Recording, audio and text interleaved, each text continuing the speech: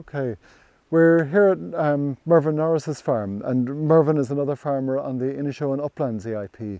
And what Mervyn has done here, down close to his farmhouse, he's put in this lovely pond for wildlife, down close to the main farm. And you can see the water is lovely and clear. There's not a lot of silt obviously coming into this one, and he's got lovely planting around the perimeter. There's watermint here, which you can always tell from the smell of it. I don't know how close you can get here, just seeing that kind of purpley leaf of the watermint. A lovely pepperminty smell coming off of that. And then these are the yellow flag iris.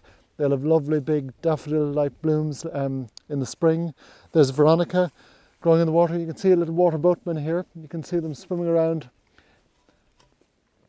The water boatman with the two big oars, and the rain is just coming in. There's a little bit of duckweed. So this is the smallest flowering plant in Europe. The lemna species. So they'll just float on the water and have tiny little green flowers. So there's lots of wildlife coming along, and you can see that what's been done here is that there's a big pile of spoil here behind us where he's dug out the pond, and it's actually dug into a drain. So there was a small little drain running along the side of the field, and what he's done is simply pulled out with a machine and piled the spoil up behind us. That'll be removed at some stage somewhere else on the farm. You can see the way the bank has been nicely sloped. So in some places it's steep, and in other places it's a little bit shallow, like just here. And you need that shallow gradient for frogs and insects to be able to get in and out easily, or ducks, or waterfowl of any sort. So it's been done mainly as a habitat pond, so for enhancing biodiversity, but we also get those other benefits of settling of any silt that's in that other drain, and also the nutrients settling out. You can see, if you can look into the pond, you can see the clumps of algae down lower in the pond, and those are just being mopped up. It's nitrates and phosphates being mopped up in the water, really. And it's not particularly enriched. It's looking very, very pleasant now. So let's see what else we can find here. Lots of those water boatmen. They're stoned along this steeper side just to prevent any erosion of the embankment, and it's fenced off, so it's protected from sheep, so they can't get in and muddy around the edge waters. So this, believe it or not, is the tall bulrush. It's the one with the cigar head. Oh yeah, perfect, lovely. And it's tricky to see much, but that's the one with the tall cigar head on it at the end of the summer season. So these are quite young. So once they mature up, they'll spread quite enthusiastically. They're really good plants in constructed wetland systems.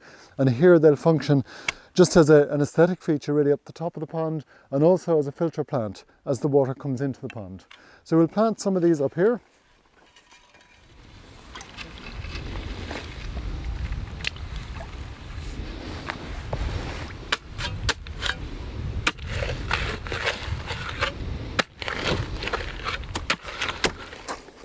So what I'm doing here is I'm opening up the soil at a tangent to the water's edge, not at a tangent to it, perpendicular to the water's edge, so that I don't wash the soil straight into the marsh itself. I'm pushing in my little plug. It's quite hard. The ground is quite hard here, so it's tricky enough to get it anchored in, but it's looking fine. Let me see. Yeah, it's quite stony soil here. But there's clay between the stones, which means that the pond is holding water.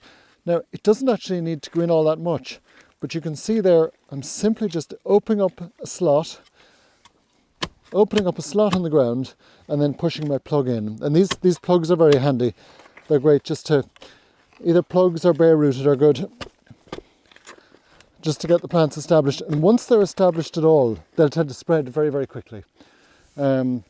Bulrush are quite an enthusiastic pond, so they're not great for tiny, small domestic ponds. They're grand actually, but they're a bit of work because you need to take them out every year because they'll encroach quite a lot. Whereas on a pond like this could establish for maybe 5, 6, 7, 10 years, and then you might need to come in with a digger and take them out again. But the big advantage to having them here is that they'll just join the other plants and being a nice filter. This is a wee bit deep. For all their wetland plants, they drown remarkably easily. So I need to be careful how I plant them, not to put them too deep. You can see here as I'm disturbing the soil, this is a really good example of how easy it is to put silt into the water environment. You can see just the footfall here is pushing a load of silt down into the water And you can imagine if the field had just been ploughed right beside the pond, for example, how much soil would get into our waterways every single year. So this is just to, you know, you can see how clear this pond is by contrast, by comparison. So any areas where water can settle, where the silt can drop out, oops, this is tricky to anchor, there we go. Any of those areas and any farms around the country are all really valuable for protecting our waterways. So that's Mervin's habitat pond. And here you can see swathes of water mint. Look at all that, with the lovely purple flowers coming out on it. And there's meadowsweet as well. Lovely, lovely wet grassland plant. And an amazing rich aroma of honey coming off it already. Yeah. So the lovely plants growing in the drain there. And of course, by leaving these plants growing in the drain, we're getting all of those benefits of filtering and silt settlement and nutrient uptake. All of those are taking place just by virtue of the fact that the drain is planted up. And then as it moves down into the pond is that bit cleaner for it. So here we are, we're in a shuck or a drain on Mervin's farm, and you can see there's old field drains coming in here, there's another one below you there, and there's a nice little trickle of water coming down through. And anywhere where ground like this is disturbed, it has a tendency to liberate silt and nutrients. And nutrients can also run off in fertiliser runoff from the fields themselves. So what Mervin has done here in order to kind of compensate for the cleaning, if you like, because the cleaning can liberate a lot of silt in its own right, is he's built a sediment pond further down. So let's go down and take a look and see how that's getting on. Actually, as we go, look, there's a small little check dam. It looks as if it's formed naturally here. And you can see the way the silt has formed there behind it. And I'm going to pull that out there just to build up. Yeah, there's a lovely amount of silt that's accumulated there just behind the dam. That's very nicely done. And we can just build that up a little bit more and help the silt to settle. Oh, there's too many S's for me. Okay, so lovely. Yeah, that's settled quite nicely because the rest of the drain base is quite stony, whereas just there, anywhere where it gets space to settle, you can see how the silt settles out very nicely. Okay, so here you can see the way the drain comes down the hill quite steeply and then enters into the silt pond here. So it's a lovely example of a silt pond. He's done lovely planting around the outer perimeter. Let's see what the depths are like. So there's a couple of inches of silt beginning to settle there. He's got a couple of check dams here, and in here then I don't want to disturb too much. There's a bit of silt, not a massive amount.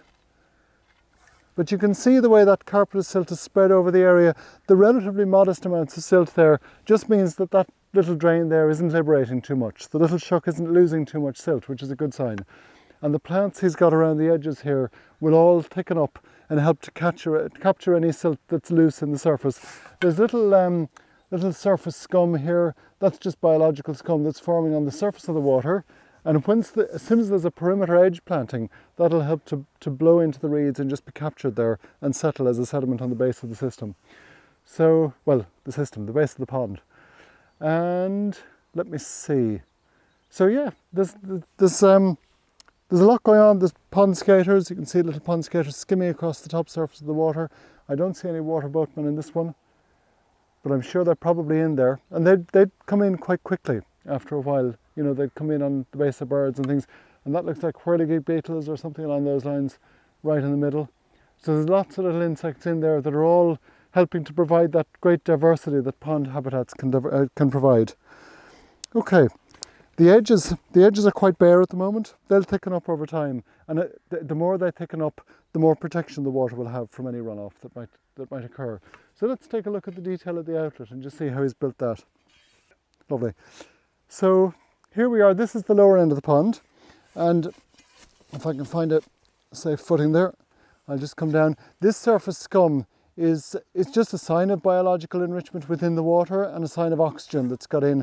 So I think that after heavy showers of rain, the water is churned up and that biological scum will form on the surface. And what we're seeing here is that that's forming a scum within the pond area. And as it does that, it generates that biological scum and it begins to settle out onto the base. And that's all providing filtration for nutrients that would otherwise get down into the wider stream catchment. So rather than worrying about it, I think it's a good sign that we see it here and not further down the catchment. I want to take a look here and see what I can find in terms of the outlet point. So the water spills over here, either into a small stone drain. It's just a sod, literally just a sod with grass and soil to provide a bit of a barrier to the pond, and provides good filtration. And then underneath, it's an old farm drain, so it's an old stone drain. So there's an old stone shore that brings the water out just to the far side of that farm road there. What we're looking at here is a filter drain at the bottom of a field. So you can see the slope of the land there. So we're looking at nature-based solutions, whether those are ponds or planted drains or buffer zones, anything along those lines. Nature-based solutions to provide filtration within the landscape, biodiversity benefits, carbon sequestration, water filtration, all of those things are all advantages and byproducts of nature-based solutions. So runoff, heavy runoff from the land that might have slurry or cow manure or fertiliser or soil runoff, that can be trapped in here. So you can see this drain that Mervyn has built at the bottom of the field here. It'll capture water and help it to soak into the ground or to move along towards a pond that he's got. And what I'll do is a small bit of planting within the drain. We've got a couple of dams that we made this time last, 5 months ago, and they're down at the end. We might as well go down and see how they're looking now today. So we can see here that there's algae growing on the base of the pond. You can see that the water seems to be coming and going. There's there was obviously water because you can see the algal growth, but there's no water at the moment. So it's functioning as what's called a biofiltration area or a bioretention area, where the water comes in and holds and then soaks into the ground, and it filters through the soil as it goes. So these are some of the dams that we built last May. And as always, they're very, very straightforward. They're very simple. We've got the plants growing in it to hold the soil. And what I'll do is I'll just plant some more plants here. And actually that section just there where it's particularly wet, we'll plant a couple of plants just to augment what's here. And where it's wet, sure, we might as well make it wetter while we're at it.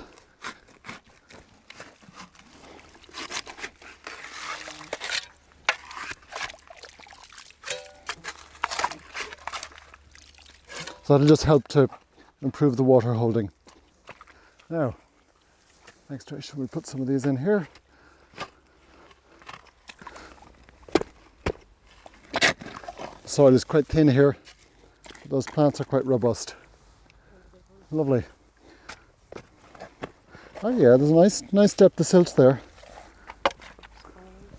Oh yeah, lovely. Great stuff. Actually, do you know what, I'm going to move these up a little bit because they're a different species. If we can keep the different species further apart, it'll stop the strongest ones from out competing the smaller ones. Perfect, lovely.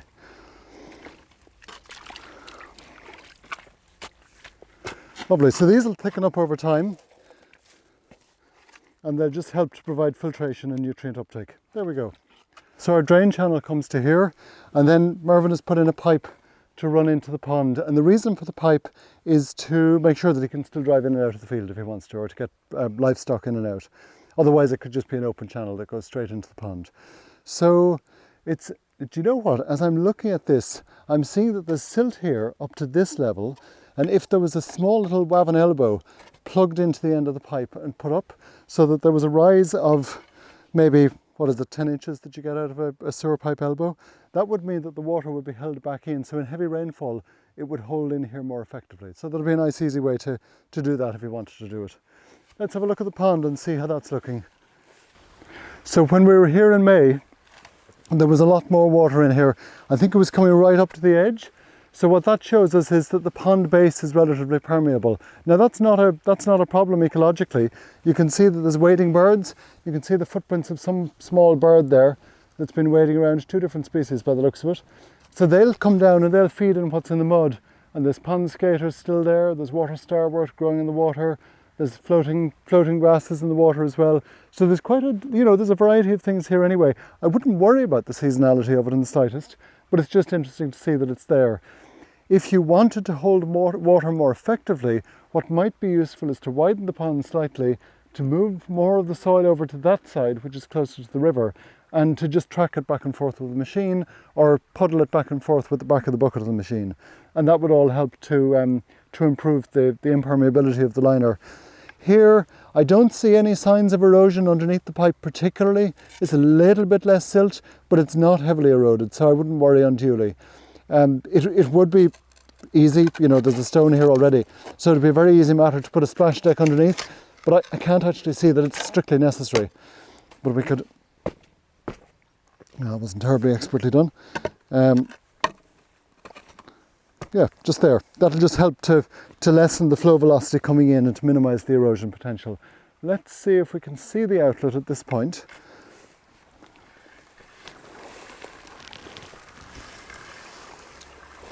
Yep.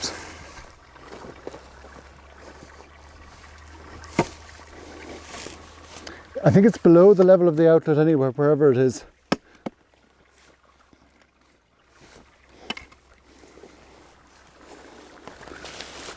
Oh yeah, okay, so it's just an earthen weir. So what could be done here to build up the level of the pond is just to extend this weir up a little bit, just to build up the earthen sod and to tamp it down at the back of the machine.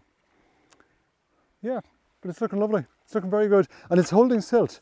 I mean, you can see there's more silt being generated here than in the other pond. I don't want to disturb the sediment too much, but at the same time I just want to probe it and see how much it's accumulating. So that just shows us that it's being effective.